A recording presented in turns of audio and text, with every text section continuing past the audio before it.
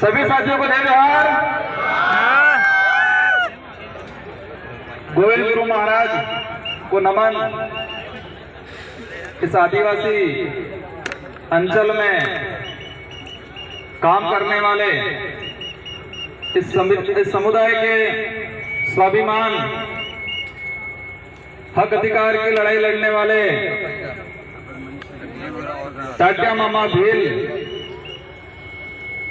भक्ति के माध्यम से समाज में जन जागरण करने वाले संत सुरमाल महाराज, मावजी महाराज और साथ ही इस इलाके के अंदर मामा बालेश्वर, जिन्होंने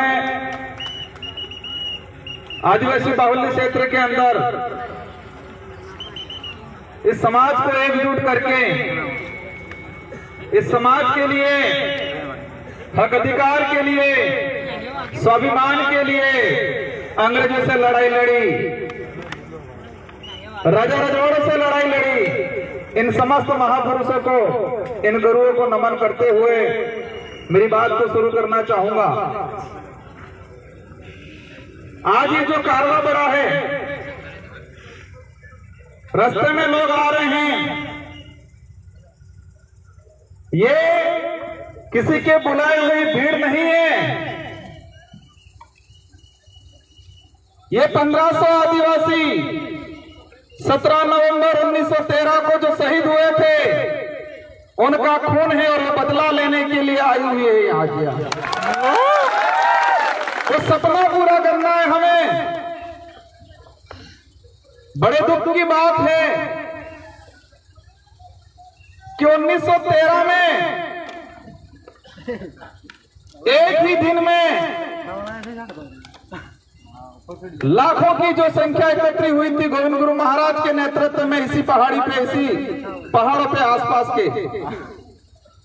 और उस समय तत्कालीन जो राजा रजवाड़े अंग्रेजों की मदद से गोलियां चलाई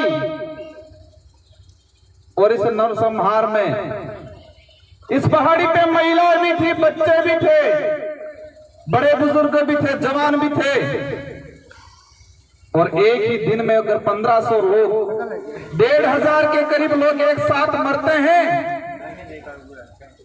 तो आसपास का जो मध्य प्रदेश, वर्तमान में राजस्थान, गुजरात, महाराष्ट्र, जो उस समय बिल टेरिटरी के नाम से जाना जाता था, उस इलाके में क्या स्थिति बनी होगी। हम देखते हैं हमारे गांव में,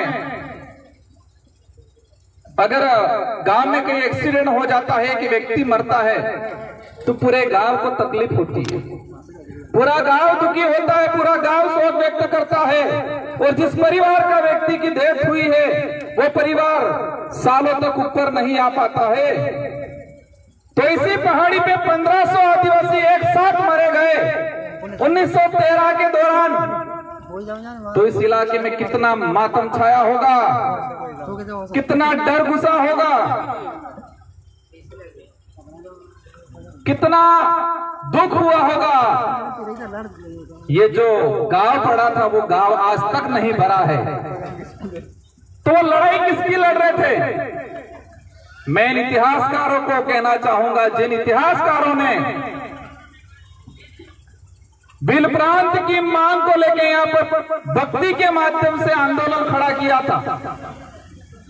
भक्ति के माध्यम से उद्देश्य था, अंग्रेजों से लड़ाई थी कि हमारा अलग से भील प्रांत दिया जाए, ये उद्देश्य था, माध्यम भक्ति था। भक्ति के माध्यम से भील प्रदेश की जो लड़ाई लड़ी जा रही थी उस समय, और उस इतिहास को, उस सच्चे इतिहास को कई इतिहासकारों ने 2-4 लाइनों में सिमट दिया, कह दिया कि भक्ति आंदोलन हो रहा था और 1500 आदिवासी मारे गए। इस देश का तो ठीक है, लेकिन विश्व का एक भी इतिहास ऐसा नहीं मिलेगा, एक भी घटना ऐसी नहीं मिलेगी जहां सिर्फ भक्ति की जा रही थी और गोलियां चलाई थी। आपने केने गले उतरे, अगर हमारे पूर्वज सिर्फ नर्ग बजाड़ता, भजन करता, सिर्फ भक्ति करता, तो क्या इस बात से अंग्रेजों को दिक्कत थी क्या?